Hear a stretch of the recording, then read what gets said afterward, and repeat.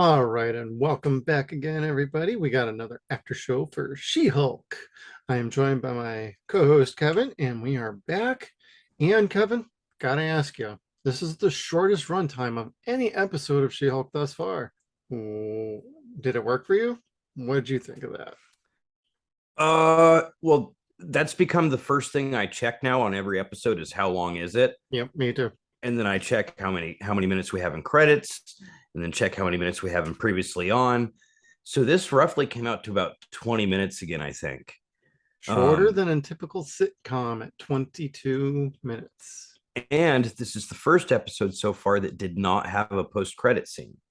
Yep, I was waiting for it, and it never happened. I mean, the show kind of insinuated that you would get one every episode, but no one ever said officially you would get one every episode. So it was kind of Right. like, oh hey, I'm watching these cool little end credits, and okay, the last one, and then oh, we're going straight to the black screen and the white credits for everybody else who worked hard on the show, which is cool. I always stick around for credits regardless, but the show set up for 4 episodes. Hey, we have mid-credit scenes for you. And this one, zilch. Yeah, because so far none of the post-credit scenes have been necessary to the plot. Right. They're all just an extra joke that they can get in for fun. They're like, "Oh shit, shoot it."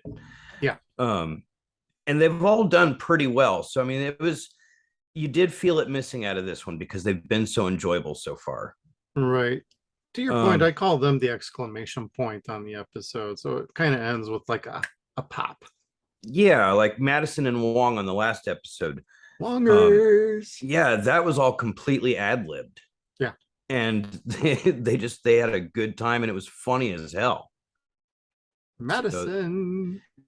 but this particular episode, um, it it seems like it would feel lacking because it is so short and Right. it doesn't have an epic fight scene in it at all. And we No got fighting.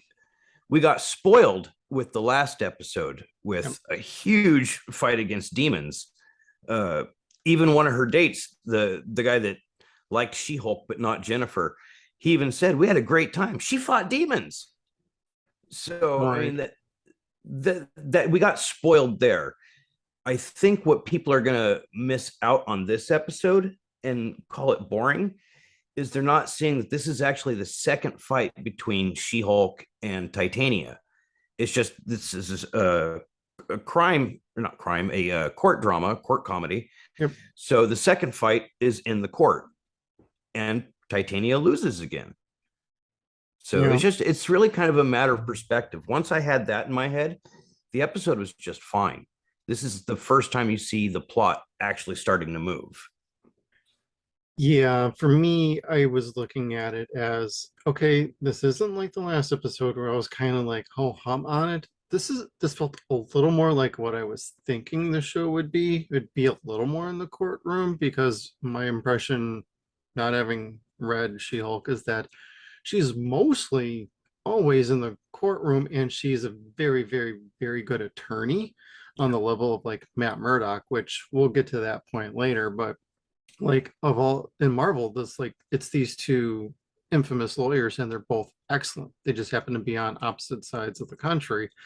And so when she's sitting there, I'm like, well, to GLK's credit, they knew she couldn't represent herself. That would be totally not good.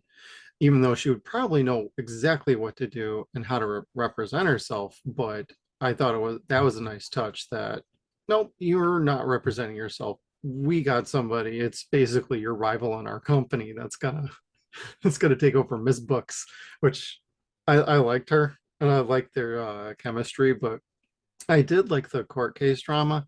I just felt like nothing really moved the overall plot forward except whatever's going on with her and Titania. Maybe that'll play into the overall story. Maybe it won't. Kind of unsure where things are going, but since we haven't gone back to the wrecking crew, I'm like, what really is going on here? It feels like we're still kind of stuck in the mud, and I thought we were going to hit the gas, but with the way the episode ended with the very last scene, I think we know what's happening next week. However, Is it going to be a good intro for DD Oh, Daredevil? golly, you know what? I don't see how it could be bad at all. I Um, I'm hoping for the best, but I'm also how the show has developed so far. Basically, the first episode was the best episode, and we've kind of tapered off as we're going along instead of going up. yeah, it's definitely it's had its filler episodes already. And again, Yeah. for a short Disney Plus episode, that's not always a great thing, but you are finally starting to see those strings starting to pull all together and everything's, starting to make sense. Right. Last week I complained, or at least pointed out, that it seemed like every male character in this show has been a misogynist or a douchebag of some degree or disrespectful to Jennifer or some other woman on the show. But I think what we learned in this episode is all those people, specifically the dates that she went on, all of those people, the fact that they're dickheads and misogynists are important to their character. Right. So for everybody at home screaming woke go broke, no, it's actually important to their character because it makes sense later on. And that's good writing. Right. There was an actual payoff to what was last week with all of that. Because at the time when we had our last after show, we were like, if if this all leads for like nothing, it was a complete waste of time. We need at least one person to come back and actually have a role. We not only got one, we got like four or five. And the first one we saw was Todd. And that's what I said, like Todd, he's the one that should come back. And he ends up being like this rich douche nozzle who ends up his attorney is Miss Books. And I loved when he's like, and she's my girl, and she's like, no touching. And well, it was more like no touching. Yeah, like even she's repulsed by him. He's like, I'll be your lawyer, but dude, no. But then did you see even Nikki pointed out how easily and quickly Jen rolled over and made a second date with Todd. So Right. that means we're going to see Todd for a third time. I'm going to up that dollar to a $2 that Todd's the bad guy. There's something with Todd. It's almost too, I'm not He going to call was, it a red herring, but it's almost too perfect of the setup to not pay off with something. Like, he doesn't have to be the big bad. He doesn't have to be the guy looking for the blood. I would be very surprised if he's not looking for the blood and he's not in charge of the wrecking crew because things would make sense for that, but it's almost too perfect. yeah. And at this point, I'm like in my mind, I'm pretty sure he is. So then I'm trying to guesstimate who he's actually going to be.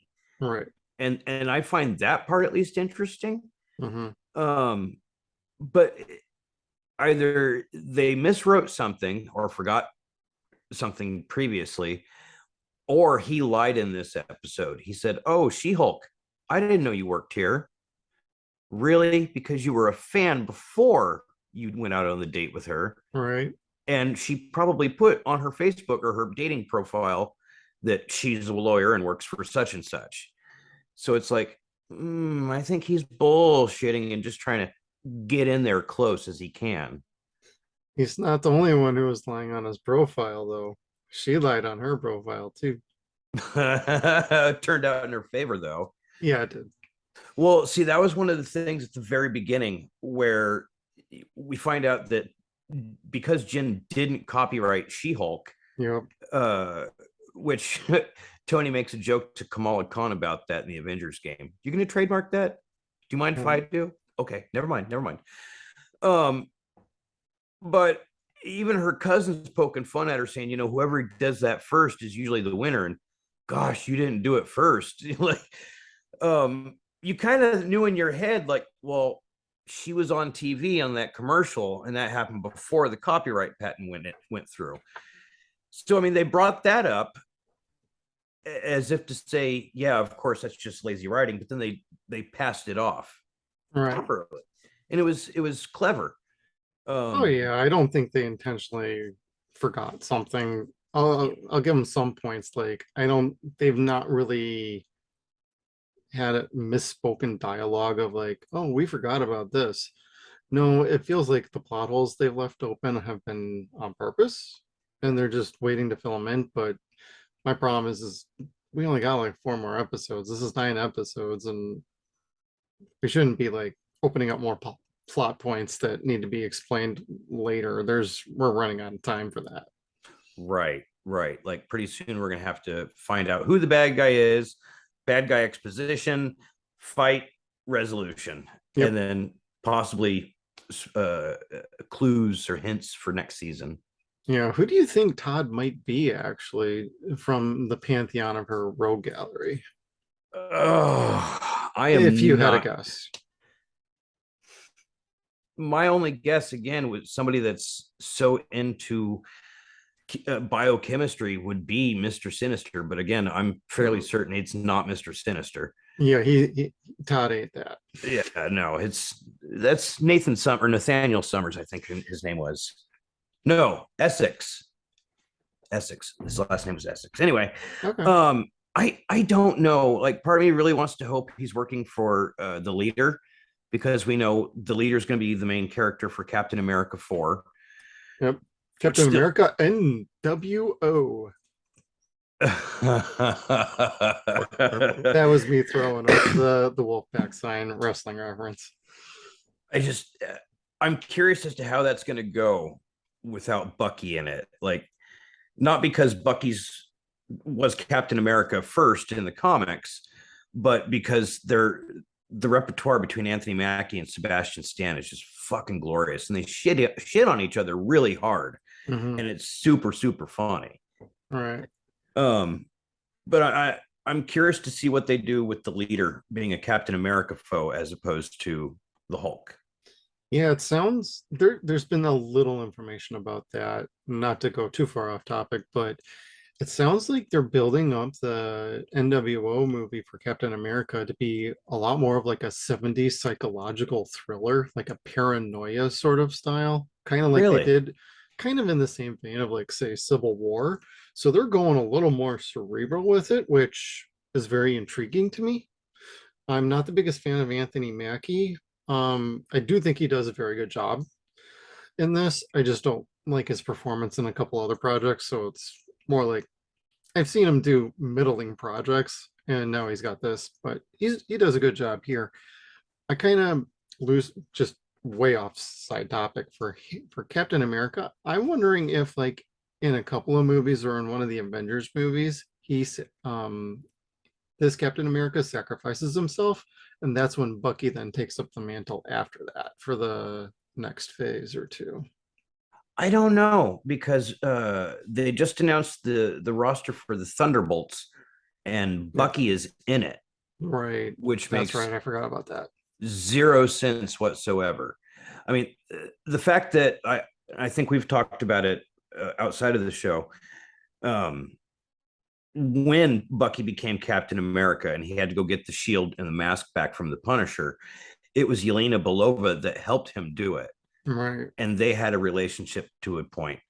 So I don't know that they're going to necessarily completely go that route with the Right. Thunderbolts, but there's a lot of people complaining that this Thunderbolt team, not a single one of them is made up of a villain. That's true. So, and I thought Baron Zemo was supposed to be the leader of this team, but it's Valentina. This is her Dark Avengers that they're just calling Thunderbolts. Zemo's gonna be in it though. I hope so, because he is just fucking phenomenally amazing. Well, in their URL from URL from Disney with the headline about announcing the Thunderbolts, they do have in part of that HTML line is Baron Zemo. So he is part of Thunderbolts, but nobody knows to what extent. It's by no means a confirmation, but they're pretty immaculate about not letting things like that be included. They're very nitpicky about things that go up and down. They don't really like leak anything. So the fact that was part of a web address. Okay, so Baron Zemo is in this. Maybe he starts off as the villain, then ultimately becomes part of Thunderbolts. Or maybe he's just the villain. I don't know. Yeah, I'm not sure. Could be either one. I mean, he hates people with superpowers. Right. Um, but so yeah, I'm not sure what they're going to be doing with that. Um, It's a cool name for a group, though. And that's yeah. more than what we have for the Avengers because we don't know where any of them fucking are. Well, from what I've read recently, Kevin Feige says the Avengers are no more. Like basically the band is gone. Like 3 out of the 5 is dead. Right. Um, Sam is basically unemployed, but just has that sweet ass costume. Yeah. And same with Buck. So I think I don't know if it's going to be the Avengers West Coast like we talked about before, Maybe. but that they're going to be doing something to get multiple teams, I think. Yeah, probably. And then that's we're going to see everyone come together in the Kang Wars, Okay. I think. Maybe. But yeah, I don't know how that's all going to lead from this, and I want to say maybe the issue with Jin's blood Yeah. might play off more into that later on, as far as another one of the teams or a bad guy that's trying to affect things. Yeah, I guess that's probably my big question about the show right now is how does this play a role in anything other than being like a crossing where characters come in and out? Yeah, because I think Titania is a red herring. Yeah, oh yeah, It's she's gotta is be. she's fantastic for one thing, Oh yeah, uh, she is. and it's too simple to know at the very beginning that that's the villain. Marvel doesn't really do that. They make you wait and earn it. Right. So, but I did like this episode because it's the first time we actually get to see uh who and what Titania is all about. You know, we get to see her personality, we get to see how she is as an influencer and what that means for this role. So I mean, for Titania, this was a fantastic episode, I think. Yeah, she very good characteristics were developed here. We finally got a fleshed out character. Man, she's such a bitch. But a very Yes. but it's what I would expect from somebody like that. Slightly super powered yet very popular. She-Hulk by Titania. She does it for the clicks, man. She does it for the clicks. It's all about the clicks. Oh man, that this just reminds me of that court scene again with like the dates and at the very end of the case when she's lost and she's like, yeah, fuck this. We ain't done yet, you and me. We're not done. And as she's walking out, Atunga gets up, and I know that's not the character name, but it's the actor. He gets up and he's like, "I'm so sorry. What happened to you?" And he's all like putting the moves on her, and she's like, "Okay, you can buy me things."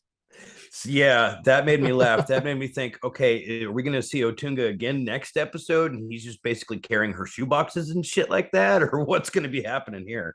That would be awesome, and it'd be great for to see him get a little more work like that. So I think that would be phenomenal. Yeah. Um, there was only one of the guys from the dates they didn't bring back. And I think that worked out okay Yeah. because you didn't want that scene to last so long. Right. And again, a lot of the humor is like she said herself, Jen tossing herself under the bus. Yeah. Jen gets demoralized a lot. Embarrassed. Yeah, even by herself.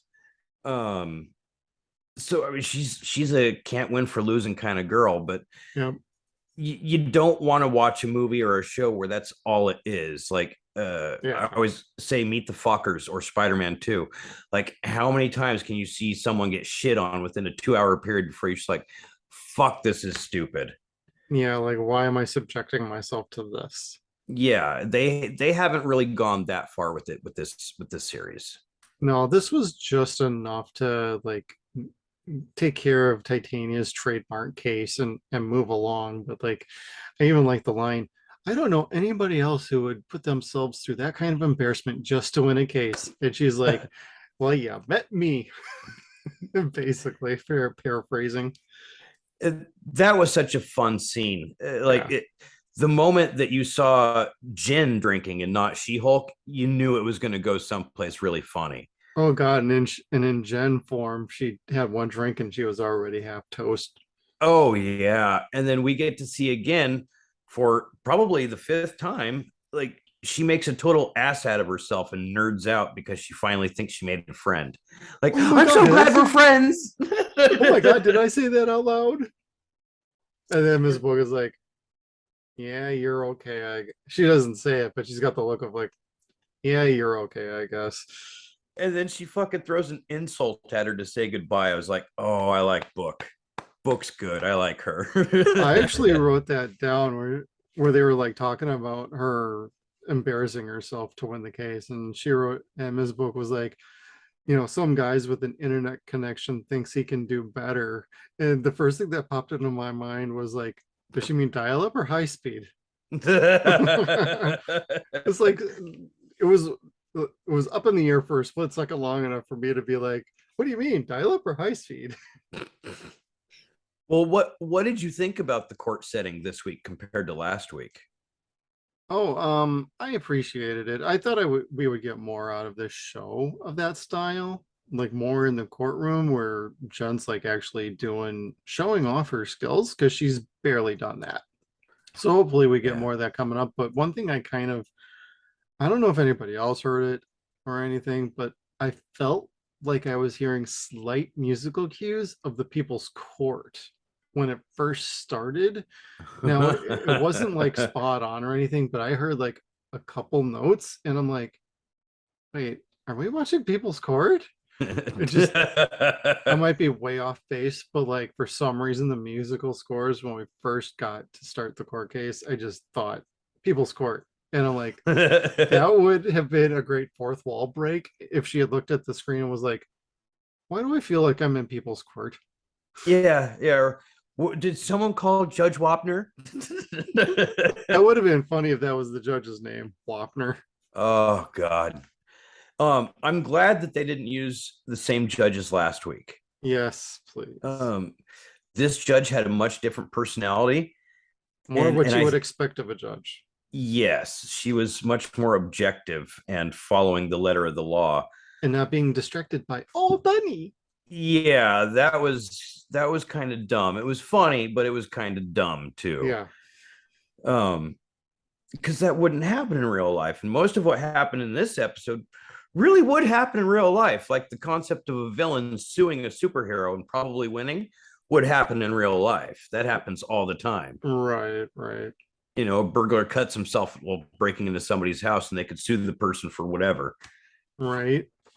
So, I mean, this episode, the court setting seemed much more realistic, Oh, yeah. despite despite the fact there's a 8 foot tall woman in there. They Who's could, green? Yeah. yeah. But what did you think about the shitting on her with the suit? Well, to a point, I kind of agree. Like, when she's in Gen form, it's like, girl, what are you wearing? Like, really? Like, the jokes were one thing, but it's like they're speaking true. Like, girl, you wear the same oversized outfit, and yes, it works for She-Hulk, but it doesn't work for you as John. Like, you need a different choice in wardrobe because you've been wearing the same clothes for like 4 episodes now. Yeah, and I think it's funny when she's in gin form because she looks like an 8-year-old wearing her mom's business clothes. Yeah, And so I mean that part kind of tickles me. But you can't keep telling that same joke over and over again. right. Um, and that's where they bring us to the subplot of her getting a Luke. costume. Yep. Luke, that guy was, I wasn't sure what to take about him at first. Like, obviously, he was like a bitchy kind of person because he was a aesthetic artist. But they're all like that. Yes, they are, and it's like Nikki said, being mean is like a compliment in the fashion industry. Yep.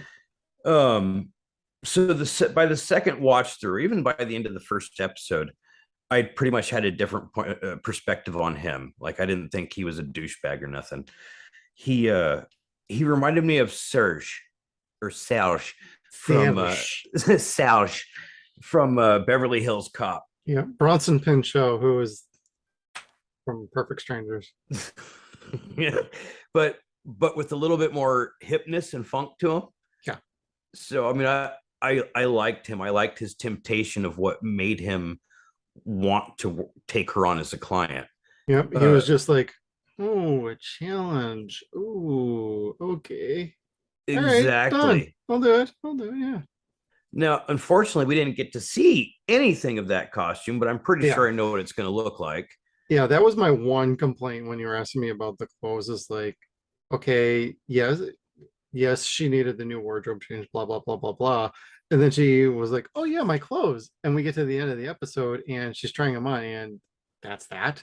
Like, why are you making us wait a week for the reveal? You just made it a point like, oh, yeah, I got to get my clothes and let's show it off.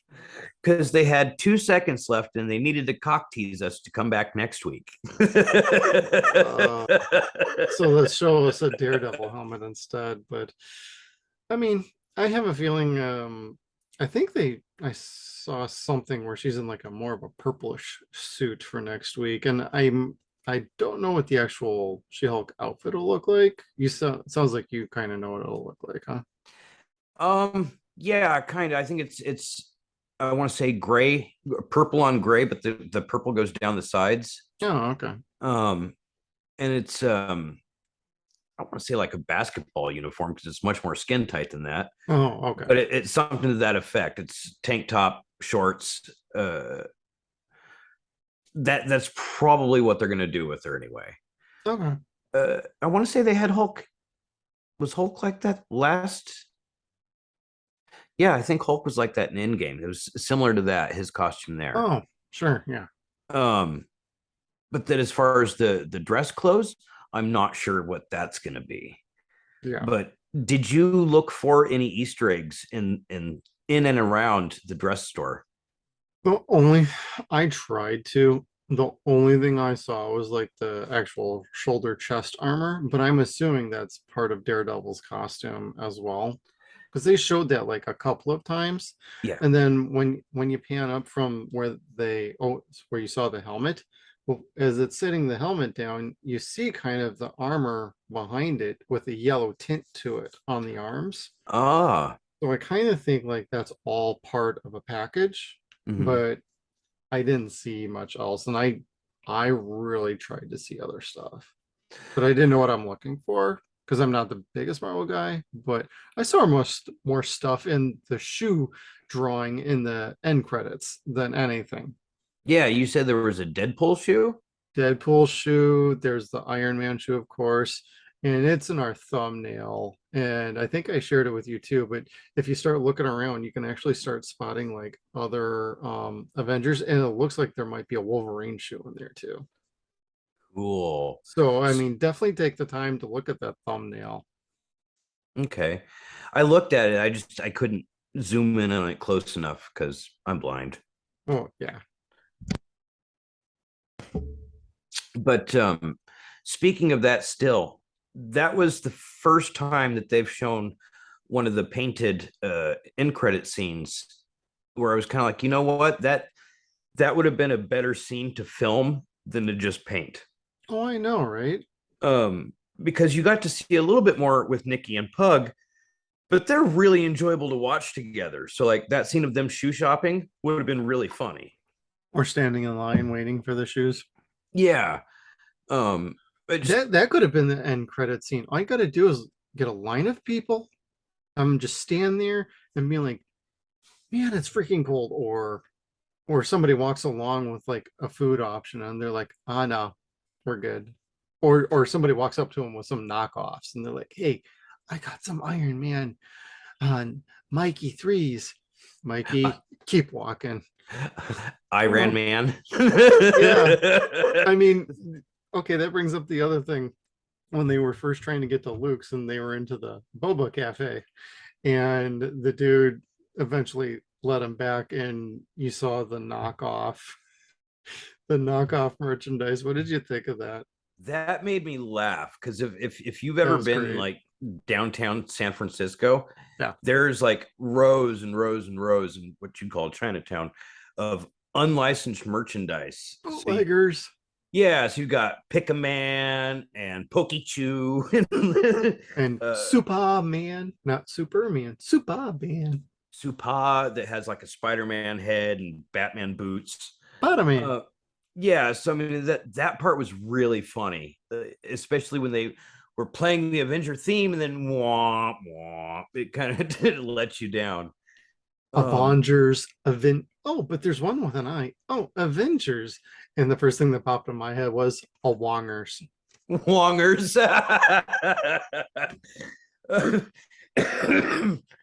No, but like I was starting to write down in my notes, oh, this place is a bodega. Yeah. Scratch that out. No, it is. It's just for unlicensed merchandise. And it's like, if the asylum had a clothing line, this would be it. Yeah, yeah, it would be Atlantic Rim. No, that was funny. It wasn't it wasn't something I'd like them never like show again because it wasn't that interesting. But for that one part, that was a good joke. I liked it. Yeah, for a little bit of a twist. That was good. I liked how Pug just immediately grabbed like a Thor hammer and a cap shield. and then Nikki's like, I'll take a shirt. Anything else? "Well, of course I'm gonna take the hat." Yeah, it's got a match. And then you see him dressed up and it's like, oh, Nikki, you didn't have to put the damn shirt on. Oh yeah, and then he's got a shirt, a hat, like you said, the Mjolnir, You know, and they're acting like such kids, not realizing that yeah, they're being watched the entire time from the ring cam. because they think they pulled off some big thing. But I she's a can member see of you the shrugging. Avengers. She's gonna be. Well, she's gonna be. Yeah, right. When they get back together, they have Avengers again. Well, her cousin is the Hulk. Yeah, by blood. Yes. No, but he was a good character. See, he's somebody I'd like to see again. Yeah. That character is loosely based on two comic book characters. One is actually named Luke. That's the actual character, but he was a fashion maven who got basically infatuated with this one particular superheroine. The other superhero is, or the other guy that makes all these clothes is basically what we saw in the original Daredevil series, where it's like he makes costumes for heroes and villains, not on the same day because they don't want the clientele mixing, Right. but every other day it's like he's selling the heroes, selling the villains. In the original Daredevil, I think it was the end of season one or beginning of season two, where he goes to get the red suit, you see Stiltman's legs in the background and stuff like that. So there Yeah. was cameos there, and that's what made me want to look for cameos here. Right. And I don't know that there was any. The armor that I saw behind him, what stood out to me is it was muscular up in the shoulders and arms, Yeah. and then it had a big ass beer belly. So I was like, is that for Red Guardian? Oh, because that's the outfit I was looking at. Maybe you're right. Because they've shown it on the poster or the cover art so far for Thunderbolts. David Harbour gets a new costume. Okay. So Yeah, I remember seeing that now. yeah, but I don't necessarily know that they're going to take his gut away. I think they're going to make him like Mr. Incredible, basically. Ah. Oh, and I'm sorry, that was the other person that they loosely based Luke on was Edna. Oh, Edna Mole. Yeah, no capes. Yep, no capes. That would have been okay. That would have been a very nice touch if he would have been like, okay, I'll do it, but no capes. If they would have had like a woman that looked just like Edna, Yeah. that probably would have fucking made me laugh so hard that I would have pissed my pants. Yeah. I mean, there was definitely some good comedy in this episode. I gotta admit. Yeah, like it was a good episode. You really kind of have to watch it with a certain perspective in order to not be bored by this episode.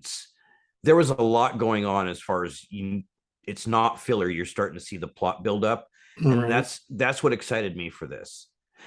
And like I said, finally getting to see Titania's character. Oh yeah. Yeah, not just her, but see her who she is. Yeah. I completely agree. So beyond that, I missed Wongers and Madison this episode. I know, like they need to do I doubt we'll see him again, but it would be nice to see him like one more time Oh at some yeah. point. Whether it's bar hopping, whether they're looking for the bottomless gin and tonics, or they're just binging like I don't know, Game of Thrones or something.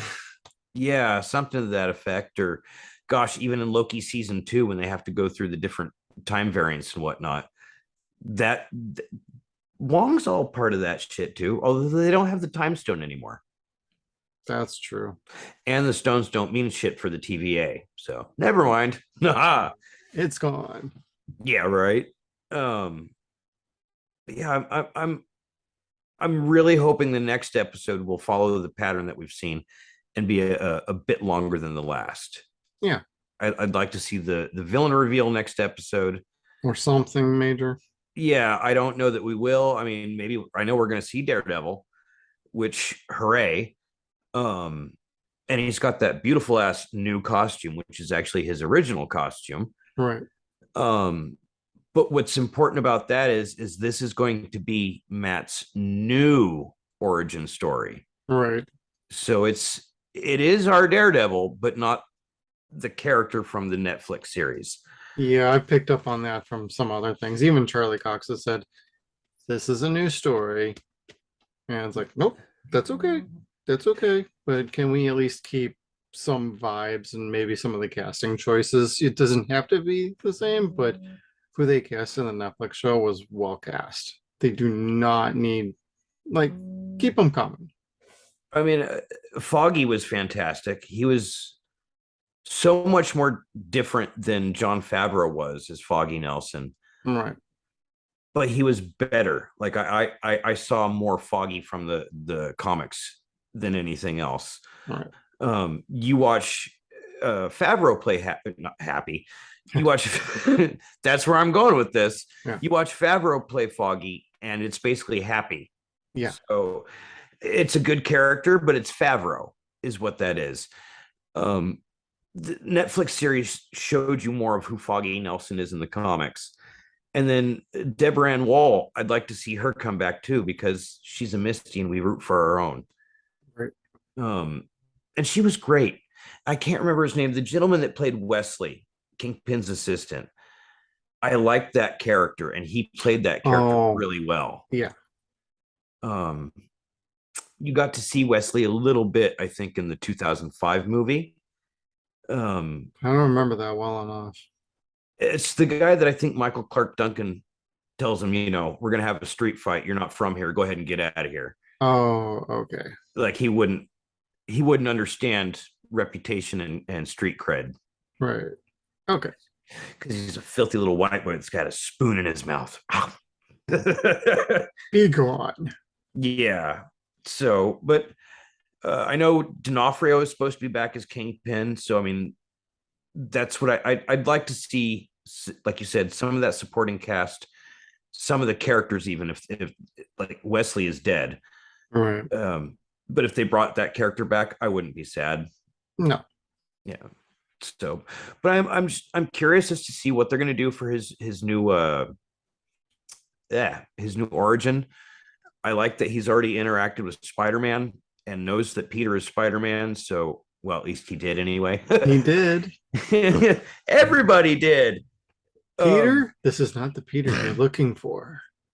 Right. Yeah. We have hope to see that friendship between the two of them later down the line. And then we're going to have a chance to see a more, I don't want to say more Marvel-ish origin story for him, because the Netflix Daredevil first season was brilliant. Yeah. Like even the fight scenes were like physical poetry. Graphic, horrible physical poetry, but they were amazing. brutal. They basically invented the hallway fight scene as far as I'm concerned. Yeah, that hallway fight scene was even better than anything in John Wick. Like, however they cut that was crazy. Yes, and just the savagery, and him out of breath at the end. Like, did I get everyone? Yeah, I know, right? I don't feel anyone else moving. Nope. So, but otherwise, like, there wasn't anything else like huge to talk about in this episode. Not like there was with Madison. Right. There was no A big real revealing landing. pop. Yeah. Yeah. So the action and the motion in this was more subtle. Yeah, it's fine if this is like the calm before the storm. Like we're taking a step back, taking care of this little we're doing this little thing with Titania just to kind of do a little quick reset, and then the next four episodes are bing bang boom, straight to the end craziness. Right. And that's what I hope they do.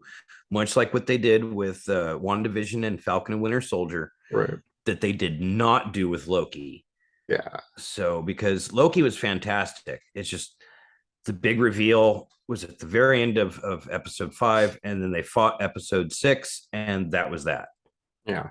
Like, it was just like reading the final chapter of Civil War in the comics, where it's like, well, there wasn't a whole lot of dialogue, and there's a bunch of people fighting and shit, but oh, and then it just ends. Yep. We're done. Yeah, like it was just total lazy writing. It's like a little bit here with that, but not as much. Yeah. Maybe they'll So stick the landing. We'll see. I think so. I think so. I hope they get rolling with it, because yeah, you're gonna want to start seeing, you want a hook for what the fuck is gonna happen. Otherwise, it's a weekly episodic show, Right. and everything's gonna be filler, Right. which I hope is not the case. Yeah, I hope not either. I am still liking the show. Nobody think that I hate it. Just kind of feels like we're kind of like running down the middle of the road, and are we gonna pick a lane and stick Well, to it and then get to the end of the road? I don't want to come off as hating everything, because people know Yeah. I'm an old curmudgeonly bastard and I don't like change. What? Oh my god, dude. um, but I'm really enjoying this. I want to like it. I wanted to like it going in. Yeah. I had that briefest moment last week where I'm kind of like, are they supporting that woke stereotype? And then again, like I said, you see this week they start pulling all those strings and they all start to match the one plot line. Right. I mean, yeah, it was necessary to show that. It's not the whole going woke, girl power, guys are assholes, all men are assholes, especially the white ones, whatever. That's a lot of bullshit on the internet. If you're thinking that, you're not watching the show. Right. Because in this episode, they made everybody look kind of dumb. Yes, Nobody yes. was safe in this one. Everybody looked dumb except the judge. Well, yeah, actually, right. Again, compared to last week. Well, and her boss too was like, "You're not representing yourself. We got to take care of this." I Well, mean, see, you had a couple characters that were fine, and then everybody else's was just dumb. yeah, we didn't have any characters like the married guy in the bar last week, No. and I know I said even Holloway is a douche to her and disrespects her like every time he's on camera. But again, that's who Holloway is. At this point, Yeah. we've seen that he's not picking on Jen because she's a woman. He's picking on her because he's an unempathetic rich fuck. Yep. Like, he has zero fucks to give. He knows what he wants, and he doesn't pussyfoot around with anything really. Right. Like, he will for a split second and then just say, yeah, no, don't worry, you're not going to do that. Yep. It's, yeah. And I'm starting to like him more and more. I'm finding that lack of empathy funny, which is Yeah, probably it's actually bad things. yeah, it actually provides a good solid core for her to bounce off of somebody like that. Yeah. And then you see that Book has no respect for him either. Right. So it's kind of like, okay, okay. That's why So he pays me the medium the bucks. medium bucks, that was great. There was a series of great moments in this, but Yeah, I want to see more of Titania. Jamila Jamil is fantastic. she's great. Um, I'd like to see a little bit more arguing. The bitch, my man ain't your baby daddy fighting style. A little bit of hair pulling and fucking throwing people by the hair. That would be awesome because they're both super powered. But let's get beyond the court now. We've had that fight, and let's go for the best third out of five. Let's punch each other now. Or as JR would say, business is about to pick up. Yeah, and business is good. by God, he's broken in half. No. Well, If they went that in see. this show, it'd be like, oh, we went R-rated real quick. Yeah, right. So, but we'll see what happens next week. I'm really looking forward to it. Yeah. Well, I don't think we got much else to say. So thank you everybody for tuning in, and we'll see you for episode 6. We just made that 20-minute stretch way the fuck out. See, this is how you do a long episode, Marvel. Make sure you check us out on all of our social media platforms. We got Facebook, Twitter. We are at Suns and Shadows. We're also on Instagram at Suns and Shadows Cast. We are at sunsandshadows.com. Thank you again, everybody, and we'll see you down the road.